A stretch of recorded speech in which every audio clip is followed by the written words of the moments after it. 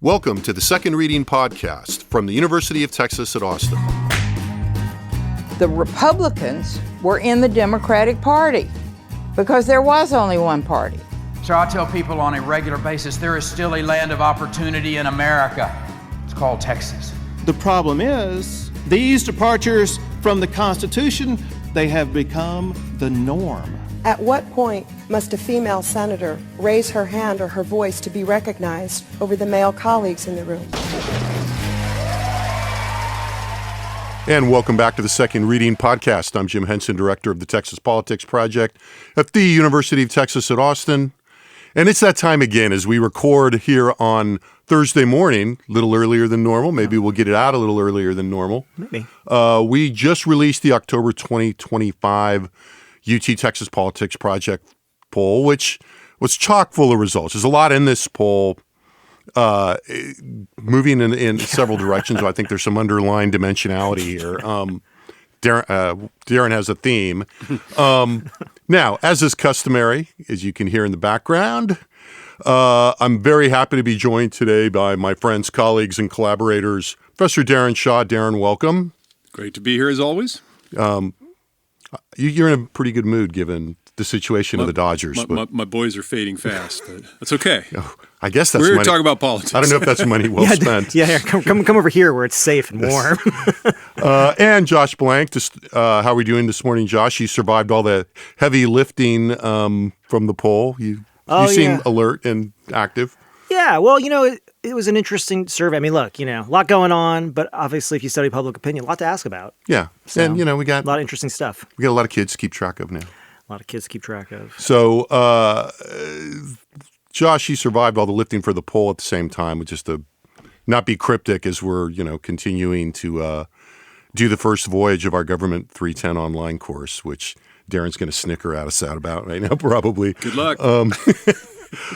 So we're lucky to have you to get through all the data, to get everything ready to release. It's a nice respite. Load it into the website, and, so appreciate that. Yeah, no, Public my pleasure. kudo on that. Okay, order of operations. So, to jump in it, we want to talk about what the poll tells us about the context of, I think, the early stages of the 2026 election. I find myself, after months of going, it's still early, kind of going, okay, it's not as early as it was, kind of, and we can unpack that a little bit. And then maybe move into what we found out about the candidates and what it tells us about the early stages of the election and some of the, really I think we'll focus mostly on the Senate race, frankly, given where we are. But we'll see where we go. So, Josh, why don't you start us off as usual? Give us the disclosure on the poll, what we're talking about here. Sure. So the poll, as is the standard practice, we surveyed 1,200 self-declared registered voters in Texas, and the poll was in the field between October 10th and the 20th of 2025, of course.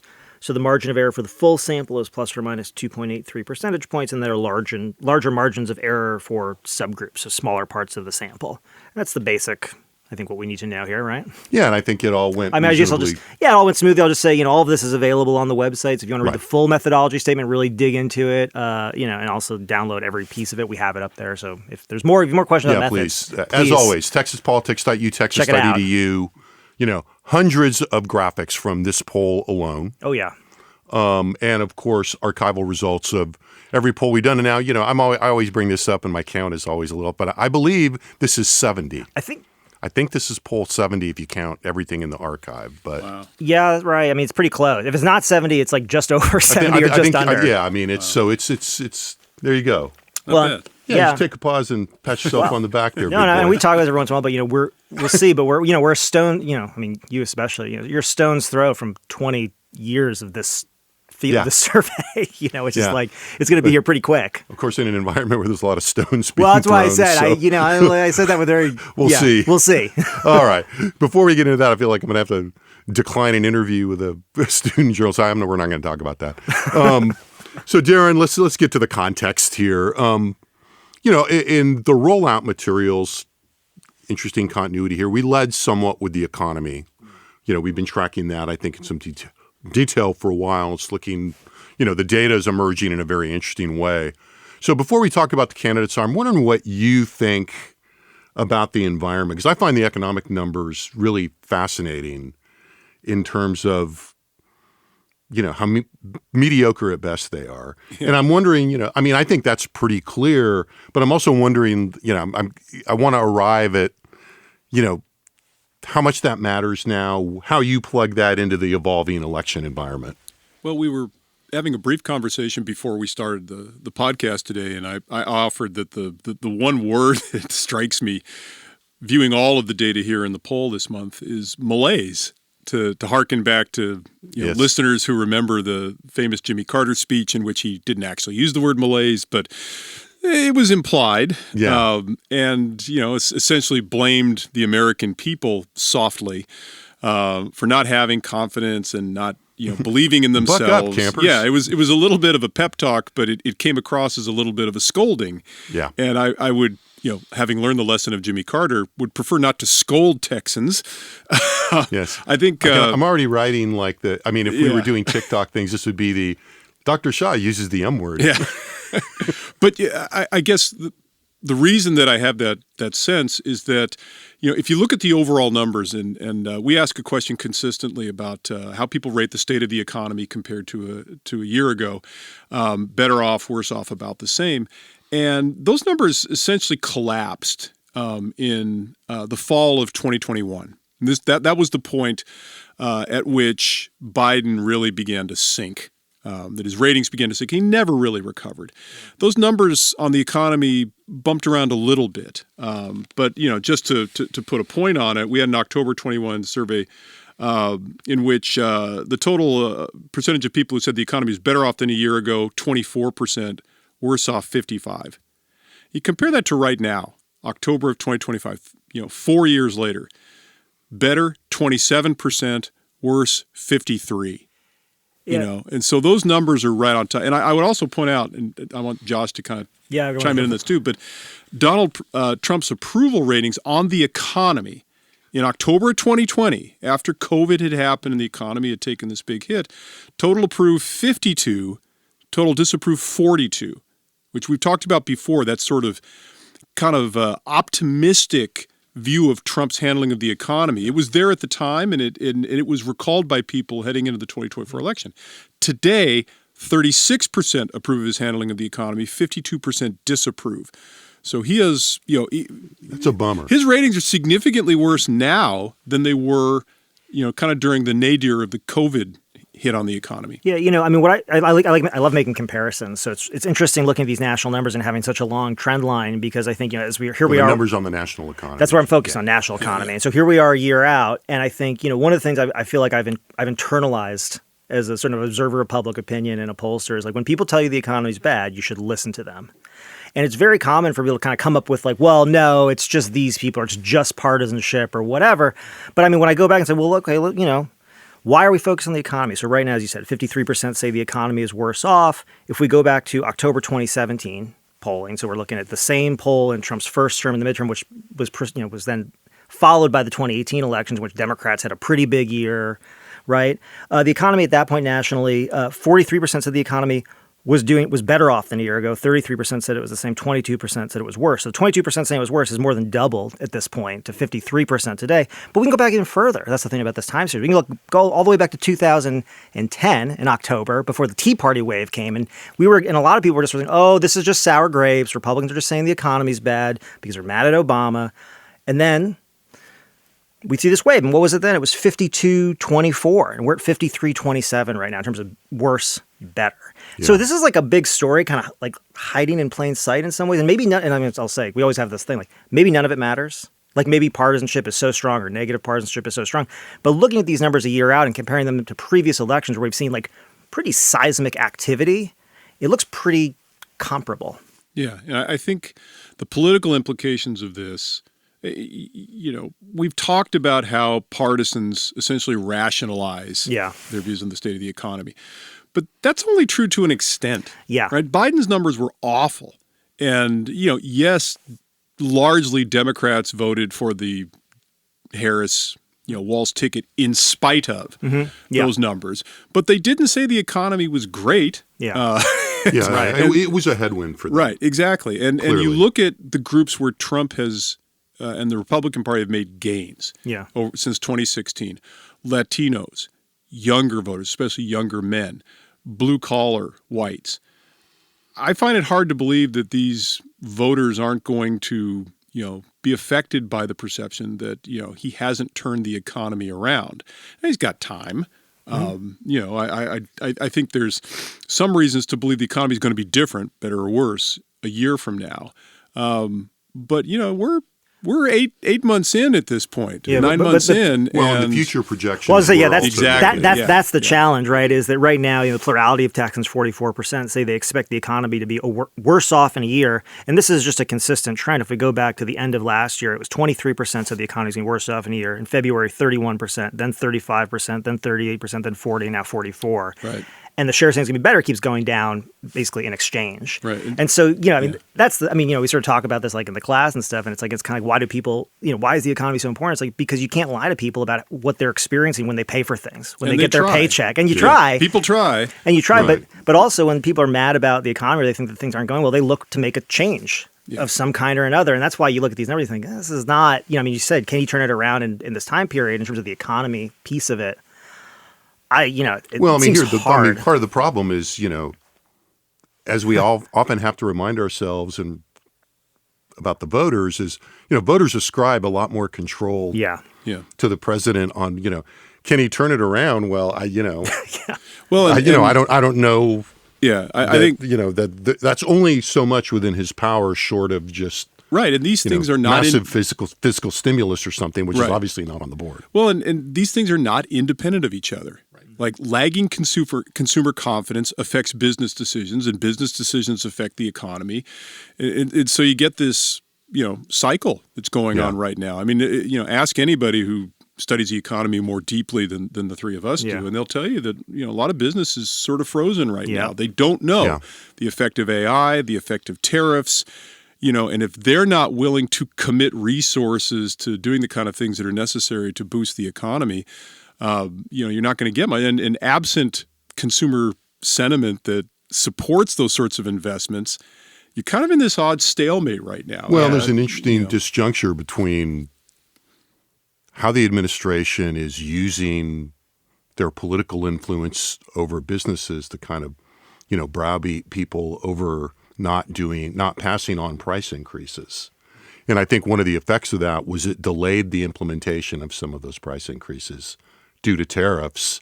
And so now there's still that unknown variable. I mean, Walmart waited months before they just sort of quietly said, we're going to have to raise prices now. Yeah. And I think that there's areas of that going on in the economy. I want to move on to Trump, but before we move on, because we're talking about this notion, and I think it's come up in the past, but I think it's worth hitting it again. It does seem to me that when you look at these numbers and, we talk almost every poll or every other poll since there's all this economic turmoil about the interaction of party identification and, motivated, whatever you want to call it, motivated reasoning and reporting on the economy. But it does seem to me that the way we have this set up with what you see in the national economic evaluations, then the state evaluations, then the personal evaluations, does give us and you guys, particularly you, Daron, would know more about the research on this than I do. But it does seem to me like that the less you get away from these big macro level, more abstract evaluations of the national economy that are bound to be, seem to be bound to be more tied up in partisanship. But when you look at the personal economic numbers, it seems to me the party influence changes. And particularly in this environment where you have one party kind of owning everything, the Republican reporting on their personal economic situation from a year ago, I think, is about 20 points lower than their estimation of the national economy. Yeah, I think that's right. So 36% of Republicans say that their personal economic situation is better. This is one of the things, and I'll just and the national is. Oh, and the national, I think, is in the 70s. Yeah, I think that's right. Right, that's where I went. About 60s or 70s. It's 20, give or take, I think. Yeah, that's right. This is one of those things I think is always a little bit. I mean, it's the nature of just how the sausage gets made for a second. One of the problems with having a trend question is that sometimes you're like, there's a little confusing. We got to think about this, right? And one of the things I'd point out in that number is the plurality of Republicans, 40%, say that things are the same compared to a year ago. So where were we a year ago? Yeah. A year ago, Republicans were saying the economy was trash. Yeah, right? I mean, like it was the worst. I mean, Donald Trump was saying it was the worst economy in the history of the face of known record keeping and economic numbers and all these other things. And that was reflected in the numbers. So if there's any like veracity to that, and Republicans did express really negative attitudes toward, in fact, more negative attitudes towards the state economy and their personal economic situation during that time period. So when they say, yeah, about the same, you got to think, well, what does that mean? What is the point of reference if it's actually a year ago? Because a year ago they were saying it was pretty bad. Yeah, I would build on that point by looking at a battery of questions we ran here. I think if you're following along at home, it'd be Q16. Right. And we really enjoy kind of drilling down into economic perceptions, right? It's one thing to say, well, the economy's no good. But when you ask people what they're concerned about, and this gets to the excellent point Josh made a few minutes ago about, when you're telling people that they're wrong about what they feel, you probably ought to take a step back and ask yourself if you really want to die on that. That's good general advice. Yeah. Relationship advice. and the variation you see in levels of concern expressed about specific aspects of the economy, I think is really fascinating, right? So at the high end, you got about 2/3 of Texans saying that they're very concerned about the price of consumer and goods and food. Same about the cost of health care. This, by the way, is an aspect of this we can talk about. I think we didn't focus a lot on the government shutdown, but one of the sneaky positive, and I say this in purely political terms, positive aspects about the shutdown from a Democratic perspective is raise the salience of health care as an issue. I think there's a lot wrong with what the Democrats have done, both substantively and messaging with respect to the government shutdown. But, however we want to slice and dice that, health care is on the table, and I think that always redounds to the Democrats' benefit. I think, and I don't know, I'd have to go back and look a little bit, but my impression also was that they had kind of jumped on that wave a little bit, that there had been upticking in salience on healthcare for a little while now. Yeah, we've been talking in here a lot, and I've been saying, and not that I wanted, whatever, saying in talks and stuff that for a while now that healthcare is kind of bubbling under. Yeah, and it's always kind of percolating, and particularly among Democrats, but when we were talking it's not irrelevant to Republicans. Right. When we were talking about prices and cost of living and stuff like this, there's kind of an assumption that when Biden was president, that issue just inherently helped Republicans. And we saw data early on that said, well, it kind of depends on what aspect of prices you're talking about, because the parties have different credibility on handling prices of different domains. But those are at the high end. You still got price of goods and food and healthcare. Then you get this sort of other tranche, in the sort of 40s to 50s in terms of people saying they're very concerned about it. And it's basically can't find jobs, national debt, tariff policy, budget deficit, like not at the top, but in this kind of middle range. And jobs moved up this time. Yeah. Right. And then at the bottom end, you've got stock market and stability of banks and financial institutions in the 20s or in the high teens. So that variance is interesting, I think. And honestly, I don't know that you could look at that and not say, that sounds about right. I mean, if you were actually taking an economic analysis of where the economy is weakest. Right. And what we tend to say is, these results all hang together, right? Because we see the cost of healthcare and the price of food and consumer goods at the top of that list. And what we see at the bottom of Trump's job approval ratings in the issue-specific areas is healthcare, his handling of healthcare. And then in terms of the highest levels of disapproval, it is around the economy, it's around inflation and prices. And so there is the salience and the sensitivity, and are a mismatch for the Trump team right now, although they make sense, right? So let's talk about Trump then, since we're talking about the big things shaping the environment in the moment, and obviously Donald Trump is the other one in any number of ways. You've talked a little bit about I think we've kind of moved into this, but how do you read that as a as a campaign guy? Yeah. Daron, I mean, because obviously, Trump looms very large, and he'll loom, I think, for most Republicans in Texas in a more or less positive way in the primaries, given the way that, Donald Trump got involved in the legislative process and legislative races with endorsements and all of this. Yeah. But in the longer term, I'm wondering, what your expectation is here. Because to me, there's a tension between what we would think of as the usual pattern And then there's this, but Donald Trump has a way of sometimes breaking those patterns, sometimes not. He didn't in 2018, but what are we looking at now? So I'm wondering how you put that all together given your campaign focus. Sure. I think you start with the basics, and the basics are in October 2025 in the state of Texas, Donald Trump is at 42% approve, 51% disapprove. Now, what's that for, context? Let me, kind of do what Josh did. Let's go back to October 2017. Yeah. Right? After he was elected the first time. He was at 45% approve and 50% disapprove. Now, so those numbers aren't terribly distinct. Right. They're actually margin of error type differences. I tend to think he is a tad lower, even though, the statistician in me says, these are basically the same results. Yeah. But they're moving in one direction. Right. That context was he got off to a tough start in his presidency. In 2017. Yeah, in 2017. Yeah. He was pilloried in the press. The Democrats were all over him and his cabinet. He didn't really kind of have effective policy responses in place. There were a few things, the tax cut and et cetera. But, this time around, he's basically came out of the gates flying, doing exactly what he wanted to do. And you could... Republican Congress. Right, Republican Congress and passed a lot of things he wanted. He was checked sometimes, by not having supermajority in the Senate, sometimes by the courts.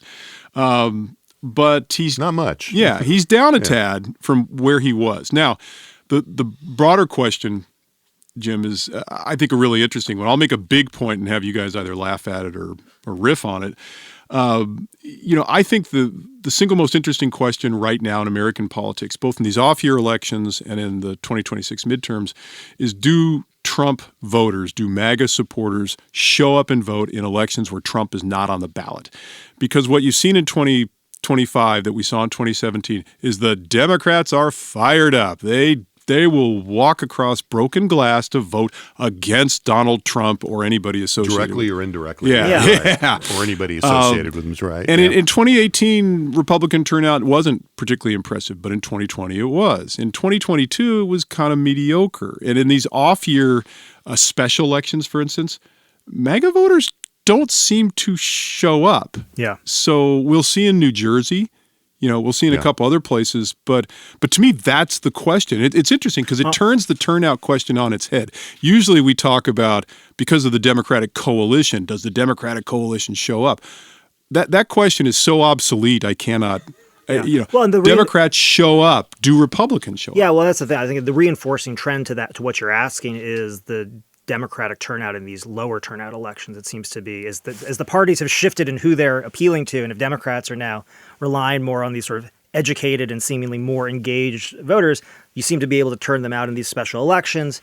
Does that apply to midterm elections? And does that reinforce Trump's sort of the periphery of the Republican Party, the MAGA sort of Trump full universe can't show up? Yeah.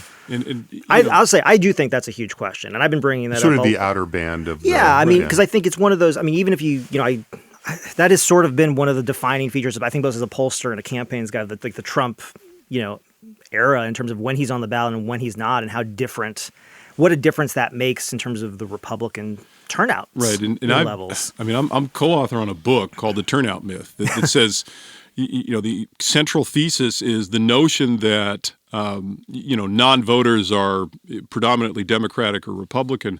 They're predominantly independent and unengaged and less interested. Right. And so this notion that high turnout elections have helped would help the Democrat in the past is part of the myth that I'm talking about. But it's interesting now that the coalitions have shifted, and that these blue-collar, kind of less affluent voters tend to favor Trump and the Republicans. Blue Rose Research, a Democratic firm, did a really interesting analysis of the 2024 election where they said if you'd had full turnout, 100% turnout, Trump would have won by more. Yeah. And I think that's a turn. Yeah, it is a turn. And I'm still suspicious of the notion there's a systematic dynamic, dynamic to turnout. Yeah. But and there's also questions about the durability of all Right. this, But But you set that broader kind of theoretical question aside and you just ask yourself, who's least likely to turn out right now? And the Republicans, they're kind of fat and happy. They've got their president, they've got their Congress, and I think of it as like, who's least likely to turn out? Peripheral Republicans. I think it's a good point. I think there's a good way of putting it. There's a lot of ways to pull peripheral Democrats in right now. There's a lot of messaging that Democrats can use with independents who are pretty overtly unhappy with a lot of the things that are going on. And they're always unhappy. I mean, just say that out loud. They don't like whoever's in power. That's part of why they're independent. But that means, but that's an opportunity, right, for Democrats. Yeah. I mean, allow me to allow another countervailing factor, though. And I don't think I don't think we can know right now. Absolutely. But I would also say that one thing that is different right now, I think a little bit, and I'd have to look at the trend, and I don't have it right in front of me. Josh might have it. But Democrats have an internal enthusiasm problem right now. 100%. I mean, you look at Democratic approval, approval of the party, or favorability. It's a favorability. It's a favorability rating of the party. And the Democrats are looking not very good right now. Yeah, let me hit this real quick, just so you can talk about it, right? So when we ask, do you have a favorable? We're doing this pretty regularly right now. Partially, I mean, just to be honest, I mean, this sort of thing that Daron's talking about here. We're kind of interested in sort of changing views of the parties. So we've been asking a lot, pretty regularly on the polling, whether people have a favorable or unfavorable view of both the Democratic and Republican Party. Overall, in the most recent poll, 38% of voters had a favorable view of the Republican Party, 51% had an unfavorable view. 31% had a favorable view of the Democratic Party, 54% had an unfavorable view. So again, 38 favorable for Republicans, 31 for Democrats, 51 unfavorable for Republicans, 54 for Democrats. Real quick, just to make sense of that, because you may say, why are they all underwater? Well, look, it makes a ton of sense because, one, nobody from the other party is going to have a favorable view, or almost nobody, and independents don't have a favorable view. So you're going to have probably a majority of people. So really here what we're kind of looking at is to some extent, the extent of it. But the more important point, I think, in all of this is to say when we say, well, what about Republicans' view of the Republican Party? 80% have a favorable view. What about Democrats' view of the Democratic Party? 69% have a favorable view. Yeah. And so if you actually look at the difference of where the parties stand, going back to that October 2017, and it's actually in this case it's February 2018 was when we asked the party favorability question, the Republicans look almost exactly the same, statistically, basically unchanged. And again, it could move given this Trump mobilization dynamic. But I mean, when you look at the gap between 80 and 69% in terms of those party favorability numbers, that's pretty big. Well, what's interesting, I think, about it is that if you look at the difference in where the Democrats were back in 2018 and where they are now, and again, they were still underwater, but I think a huge contributor to that change, that variance, is Democrats. It's Democrats having a negative view or not having a positive view of their own party, and that's the challenge for Democrats. But it's also I would say, just as a strategist, it's a better challenge to have than trying to persuade a bunch of people to get to try to get to 50% or whatever. I mean, getting their partisans back into the fold should be something that's achievable. Yeah. And thinking back to the big comparison people want to make here, or Democrats for sure want to make to 2018. You look at this data, Democratic favorability of their own party was 76%, or was about 75% or so in February of 2018, and Republican was 70. It was flipped. Yeah. Look, this is going to be one of the most fascinating things to watch over the next couple of years. On the Republican side, as Trump presumably, Steve O'Bannon might disagree with this, but exits the scene, I think conservatives are kind of relishing this fight between the nationalist populist wing of the Republican Party and the traditional conservative wing. I don't think they should relish that fight at all. I think that might have already been a TKO in favor of the Trump wing of the party. On the Democratic side, it's fascinating to watch. I think, and this came up, there was an op-ed piece in the Wall Street Journal, I think, in which there was an attempt to say that the Democrats had to start focus on winning elections again, which is news in and of itself. But it's interesting because they lost so narrowly. Doing. Yeah, because they lost so narrowly in 2024. There's a strand of Democratic thinking that's, we don't really. It's messaging. We just didn't get our points across. And then there's another strand. This kind of goes back to, the late 1980s and early 1990s when the Democrats had the DLC and these other groups that said, look, it's not messaging. It's actually, we have some policy issues that need to be hashed out, the Democratic Party. There's a fight there. I tend to think that might be a TKO also. in favor of the progressives or the Democratic Socialists. And I actually, as someone who's kind of more moderate at heart, am not necessarily thrilled with what I see to be the likely resolution of these conflicts on both sides. Right. That I think the nationalist populist wing of the Republican Party seems to be ascendant. And I think one of the things you're looking at right now in Virginia and in Jersey compared to New York City, let's say Mondami has a resounding victory in the next election cycle. Let's say that, Mickey Sherrill has a narrow victory or even loses to Chitterelli in New Jersey. I think that could be taken as evidence. No, we need to have a more Democratic Socialist point of view to get our base out to vote. And seeing that play out, that's going to be the story of the next 3 or 4 years. No disagreements. Yeah, no, I mean, I think that is the dynamic going on right now. Okay, so let's move on then and talk about where the races are. So let's start by talking about the Republican primary for U.S. Senate. That's the, Wait, there's a primary? Yeah, you may have heard. He's part of the 76%. He's like, what? That have only heard some or a little. Nothing, yeah. Well, Jim, can I please revisit the point we just made? Yes, you may. Texas, as we know, is at the vanguard of all of these fights. I say that not. Can we still use the word vanguard? I think we can. Okay. That may be where we're headed. But the Paxton-Cornyn race has all these earmarks of the fight we're talking about in the Republican Party, right? I mean, with Ken Paxton representing the populist kind of nationalist wing of the Republican Party and John Cornyn representing the conservative wing. And when I say that it may have already been a TKO, I think you're seeing that in Cornyn's attempt to position himself in advance of this primary. Now, there's a kind of an interesting question. If Cornyn were to win, would he tack back to the center to a more kind of traditional Republican positioning?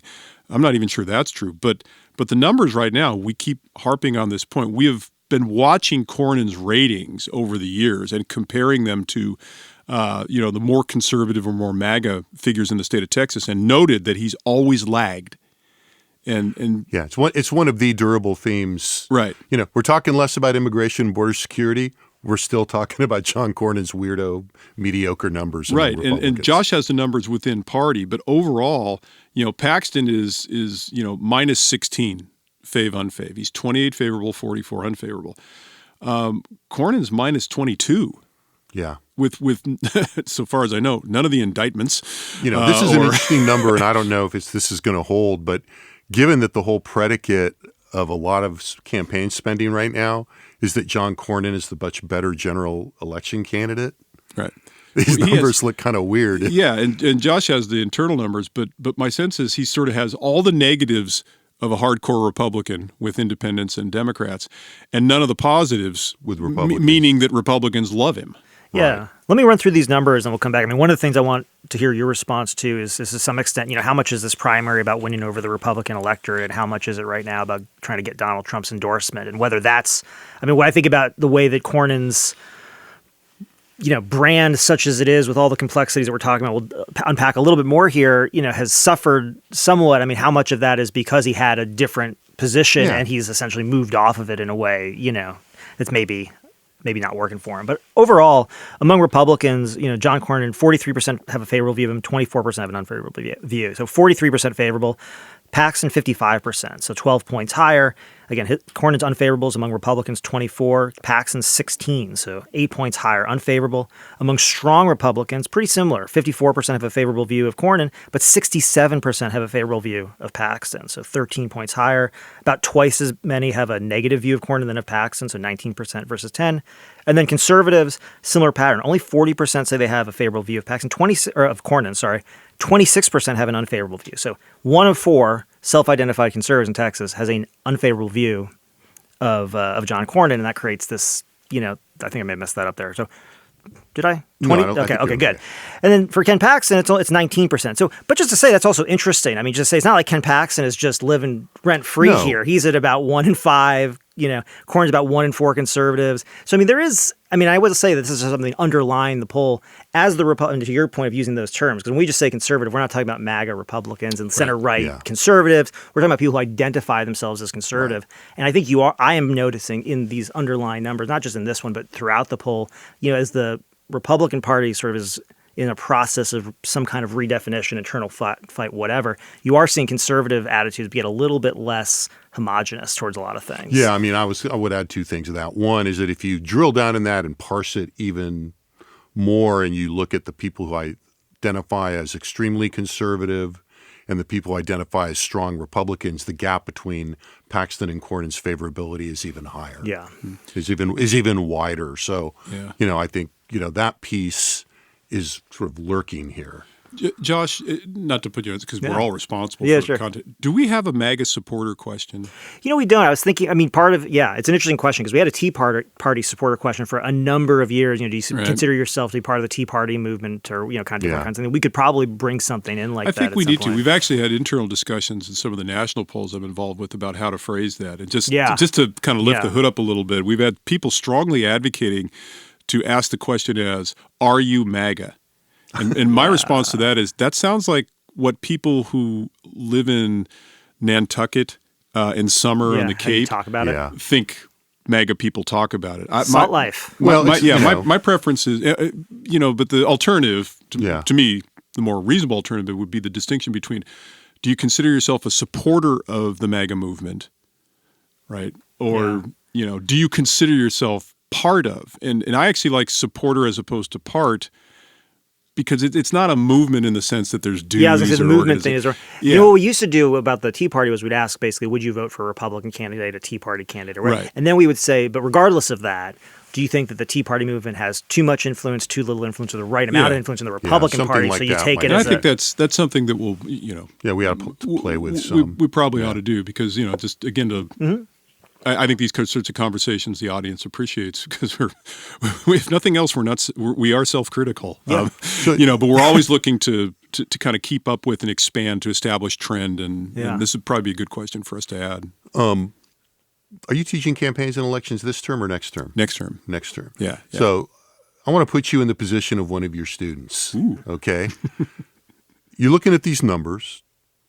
You're looking at the trend in these numbers in the Senate primary race. You're lucky enough in the Shaw campaigns and election simulation to be given the strategist role in the Cornyn campaign. What's the strategy here? Because what they're doing right now doesn't seem to be having much of an impact. Now, it's, again, early phase campaign, but I think clearly the idea was late summer with the uptick in social media spending and messaging from the Cornyn campaign and money coming from various places was to try to drive Paxton's negatives up. What do you do? And I'll just set this just so you know, there's been no movement since the summer in these favorability ratings for either Paxton or Cornyn, and among these groups. Yeah. So with all this money being spent so far, it's pretty static. Right. I actually think the central thesis of the Cornyn campaign is absolutely correct. Right. That it's going to be difficult. He has been around so long to rehabilitate, and I use that advisedly, because he's not unpopular. He's just he's less popular than you would think, given he's a long-standing senator with fairly considerable credibility within the Beltway, and he's certainly not taken positions that would put him at odds with his constituents in Texas. So you look at these numbers, and I think part of what Cornyn faces is the perception that he's a creature of the establishment. He's been around a long time, and so he accrues blame for a lot of the malaise that we talked about Americans are feeling. This is a standard approach in campaigns, which is it's easier to drive up your opponent's unfavorables than to increase positive affect towards you, especially if you've been around a long time. Right. It's why George W. Bush went negative on John Kerry in 2004. It's why Barack Obama went negative on Mitt Romney. They are, as the incumbent, the defined candidates. Now, it's a little tricky because it's not like Paxton is new or people don't have fairly durable, entrenched views about Paxton. In fact, the opposite. They probably have stronger, clearer pictures of Paxton than they do of Cornyn. Right. By clear, I don't mean accurate. I just mean clear. Yeah. And so I think, and again, so if you're on the Cornyn team, you're saying, okay, we can do, think of this as a 2x2, where I can focus on issues or character, and I can go positive or negative. I love this. Here we go. My little 2x2. You get an A. Positive, negative, issues or character. This kid's pretty smart. Yeah, this kid's pretty smart. I don't think on the issue content there's much daylight between right. these two candidates. And, you know, in terms of character, I think you could make a strong case that Cornyn's main advantage is that, he's basically... There are many things he's not been involved with. Right, exactly. That's a good way to put it, Professor Henson. So... That's the ad. John Cornyn. Many things he's not been involved I with. didn't do all that stuff. Right. But so then your choice becomes, we're going to focus on character. Do we want to tout John Cornyn's, credentials? Yeah. Which sometimes it's a little tough sometimes. It's a little braggy. Texans will deal with a little bit of braggadocio, but not a lot. They like their own, but not that of others. And on the Paxton side, you've got all sorts of targets, right? I think one of the things that they haven't done, and I wouldn't have actually probably raised this in a meeting had I been allowed into a meeting early on, and that is the explicit contrast between what Paxton is and what Cornyn is. I don't think has been made clear enough in the advertising. What do you mean by that?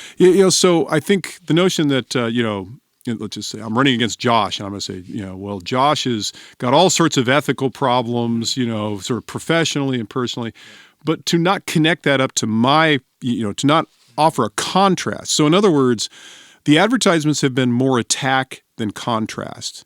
And I think that's probably been the one thing that I think is lacking. So, and I don't, this is Monday morning quarterbacking, but but the sequence is, I'm sure, as I recall, the sequence is usually the other way around in terms of kind of what you teach your students. Yeah, right?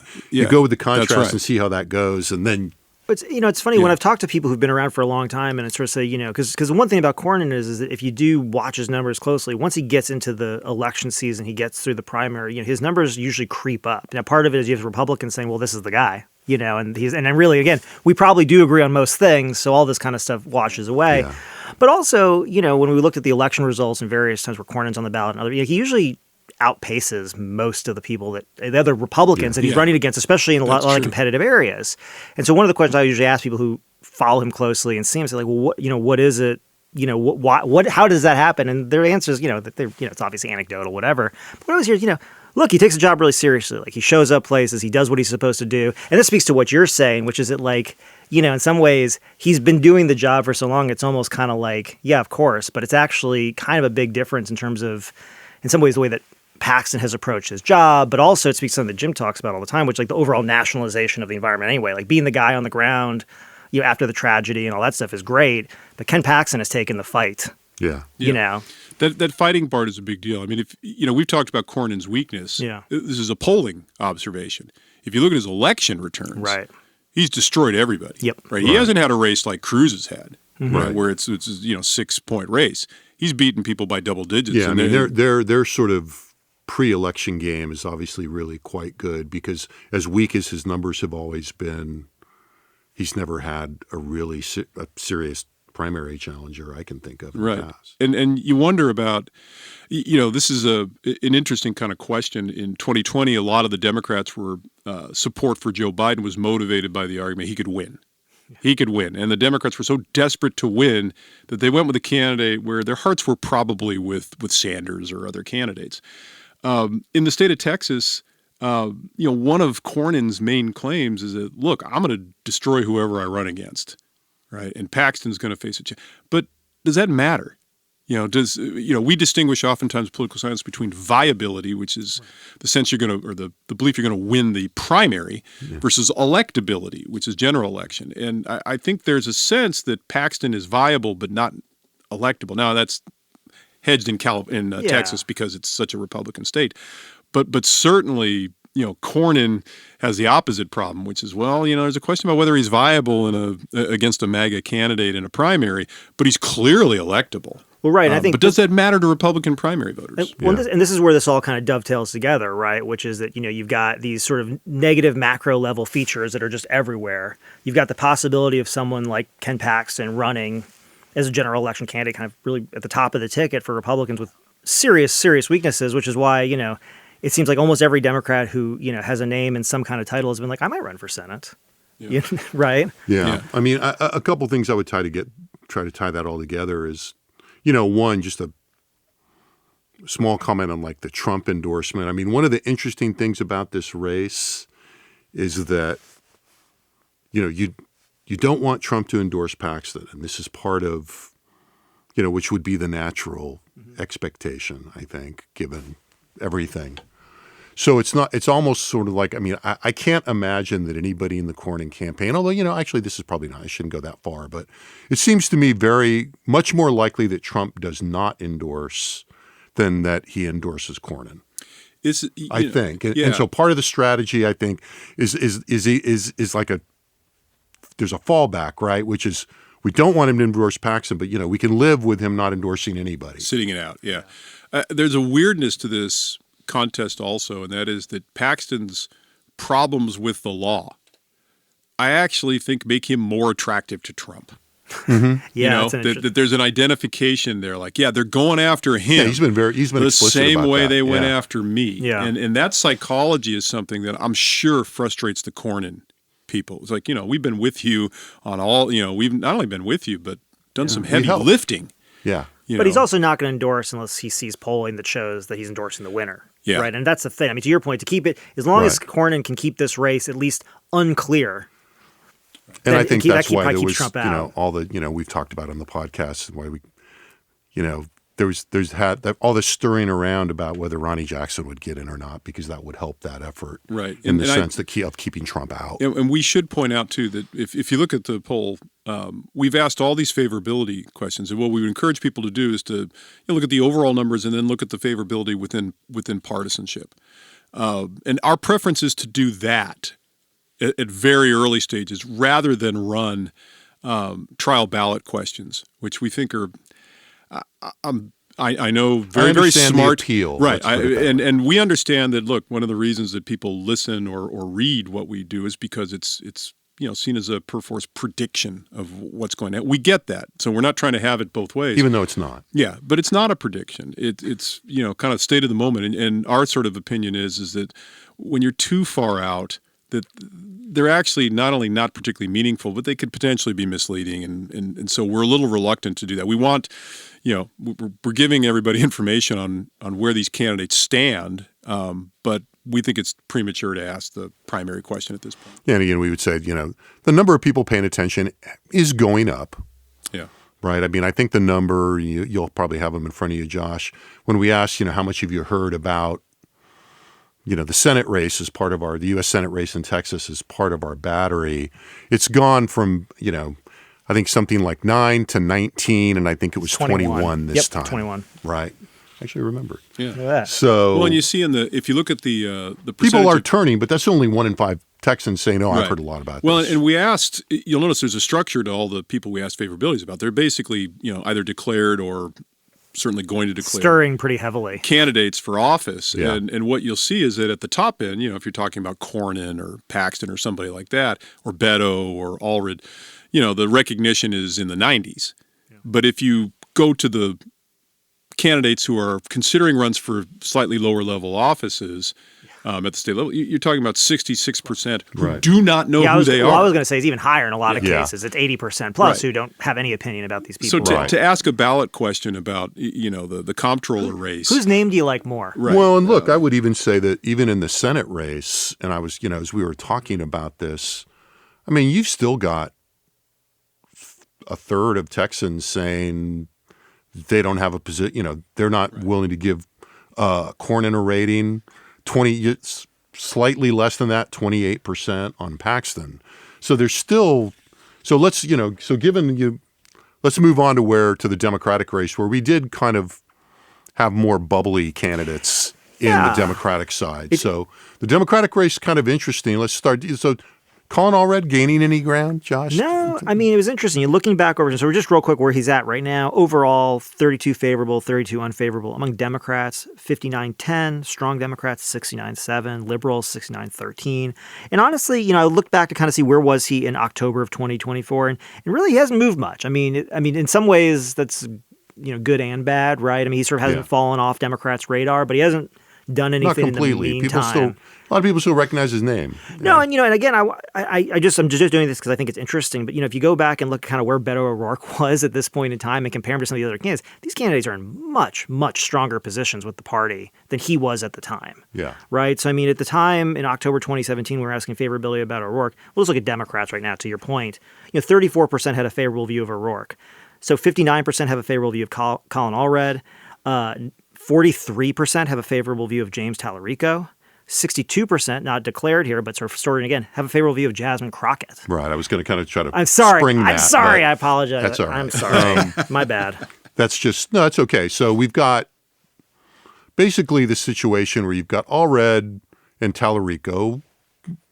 You know, you've kind of commented on Allred. With James Tallarico, I mean, that's a pretty, for a guy that just declared being 43.5 among Democrats, still half don't have an attitude, but given that he's a state rep from Austin who's never run statewide, I'd say, that Rogan strategy did some work. Yeah, well, I mean, just for basic comparables, and I'm not trying to make this, there's no reason to make this comparison other than the obvious reasons, but I mean, he's 10 points higher than where O'Rourke was when he got in this race, so that's pretty good. Yeah. I think part of it, sometimes you just have to take our word for it as polls to say, that's pretty good. For a state representative, most people don't have attitudes about state representatives. They don't represent them. A lot of people don't have attitudes about their own state representatives. So to have that kind of purchase within the Democratic Party with really, I don't want to understate. I mean, honestly, he's done a lot to gain that with his social media. He's been very, very active. And so I think that's what you're seeing here. And honestly, the media that is favorable to those messages really has pushed him for a number of years, I think, in the state in a way that's like kind of uncomfortable. I mean, I hate this metaphor, but, and I think he settles in a lane. Yeah. Right. Without getting Terry Virts, show us a mention. Terry Virts got in early, not getting much traction, 9% favorable, 8% unfavorable in Democrats. But then, as Josh previewed, the interesting thing is the person not in this race. I mean, you mentioned the Beto O'Rourke numbers. I think he's been pretty clear, I think, that unless there's a real change of heart, he's not going to get in. Jasmine Crockett, on the other hand, has been sending a lot of trial balloons, and she's been seeing good poll numbers. She raised a ton of money in the last cycle. And she's got a higher favorability rating, albeit by only a few points within the margin. But at 62.6, she's doing better than all of these people. And I think it speaks to the conversation that we were just having, particularly your point, Daron, about where the energy is in the primary base of both parties.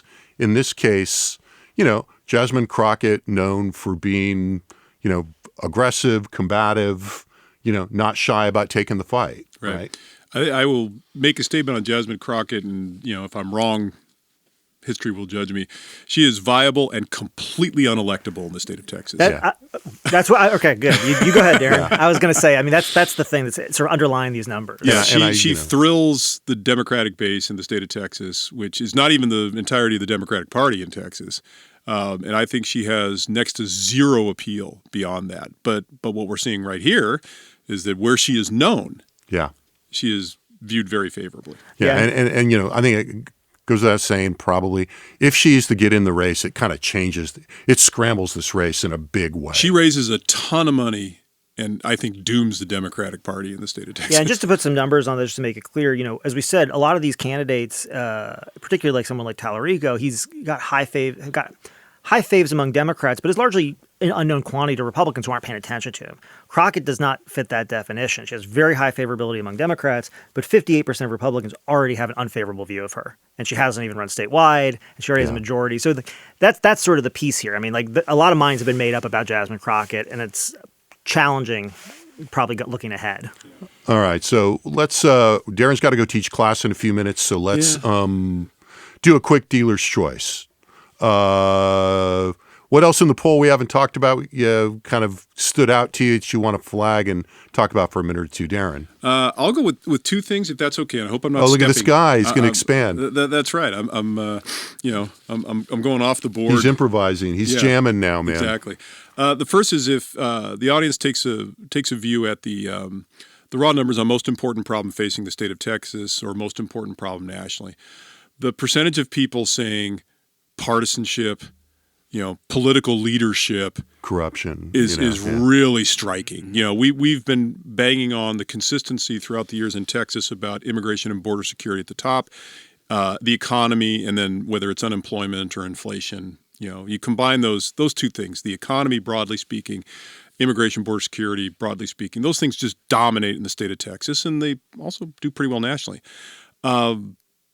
Disaffect, we talked a little bit about, or at least I talked about malaise, the perception that our leaders are failing us, that our leaders are stuck, I think is pervading the sentiment in this poll. Yeah. And so that's one thing I take a look at as a response to that open. Well, it's not quite open-ended. We offer people but it's 500 different options, but they're choosing. Not quite that many, but Yeah, a lot. I know. And we validate them. And then second thing, real briefly, is we asked a question kind of deeper in the call, Q17, I believe, we identified earlier. Do you feel safer in your neighborhoods, in your community, than you did a year ago? And that No, it's just generally- how safe do you How feel? safe do you feel? Yeah. And the percentage who say they feel extremely safe has gone up since Trump and the Republicans have taken over. It's not a huge jump, but it is statistically significant. It's on the order of 7 to 10 points. It's not unusual. Those safety numbers are consistent with what we saw about 7 or 8 years ago during the Trump term. But boy, the lack of safety went up. Perception of lack of safety went up during the Biden years. That's come down again. And I think that speaks to the possibility that crime is abating as an issue. And maybe winning an issue doesn't necessarily help you politically. Well, I mean, those 2 points go together, right? Which is, what's also happened is Democrats have really coalesced around this idea of political corruption, leadership being the most important issue facing the country. The share of Republicans who say immigration at the border has collapsed as essentially Trump has won the issue. And as other Republicans can't talk about it critically all the time. And so these create challenges going forward. And we'll put a pin in it for next week to then talk about your point in conjunction with support for the military deployment to the cities. But put a point. So I'll be real quick. We asked 3 questions about vaccines. I just want to hone in on one. There's a question we've asked a bunch of times about whether parents should or should not be required to vaccinate their children against sort of common childhood diseases, including in the STEM, we say, like measles. For example, we had a large measles outbreak here in Texas, big deal. Going back to in 2015, 75% of Texans said that parents should be required to vaccinate their children. 14% they said they should not. Today, 65% say they should. 22% say they shouldn't. So greater than 1 in 4. 35% of Republicans, so almost 1 in 3. We have a lot of vaccines exemptions in this state. So get ready, guys, because there's no herd immunity going forward. So I'm just going to flag, we've got a bunch of items on tariffs that we didn't really talk about. Before the podcast, we were talking about the impact of tariffs prices. I think this triangulates interesting with the national economic perceptions and the local ones. And these numbers, they do interesting things, right? But I would say that Trump's approval ratings on trade relations has gone down. And some of the concern among Republicans about tariffs is inching up in some of the dimensions. Yeah. Right. And so I don't think it's a big thing. And so I'm like, there's this thing happening. But those numbers are still like very, we're still seeing this dynamic where I believe that there's been a little bit of erosion in Republicans' acceptance of the possibility that tariffs could be good for the economy in the long run, even as many acknowledge, it's going to raise prices, which has essentially been, or at least was, the White House argument. But I think the more these tariff arguments go on and the trade, there's the Trump taco thing, there's the kind of increasingly apparent bargaining tool he uses to raise them galactically and then negotiate to lower them, which is a reasonable enough strategy. But I think while we're watching that all go on and people are reacquainting themselves with what tariffs are, and we're waiting to really see what the impact is going to be because there have been some lags that we were talking about earlier. I just think those tariff numbers are very interesting. So we'll wind up extrapolating on that again, I think, probably in the next podcast. So thanks to both of you taking the time and for all the work on the poll itself in this and the dozens before it. Thanks, as always, to our excellent production team in the Liberal Arts Development Studio at UT Austin. Thanks to all of you for listening. Remember, if you're listening on a platform, there'll be a post on our website, and we'll add some of the many numbers that we've talked about. But the quickest way is probably to just go to the post the summary post we put out when we rolled out the poll yesterday on Wednesday, which has all of this and lots more. Plus, Daron is inviting you to follow along at home, links to all the documents as well. So with that, thanks for listening, and we'll be back soon with another Second Reading podcast. The Second Reading Podcast is a production of the Texas Politics Project at the University of Texas at Austin.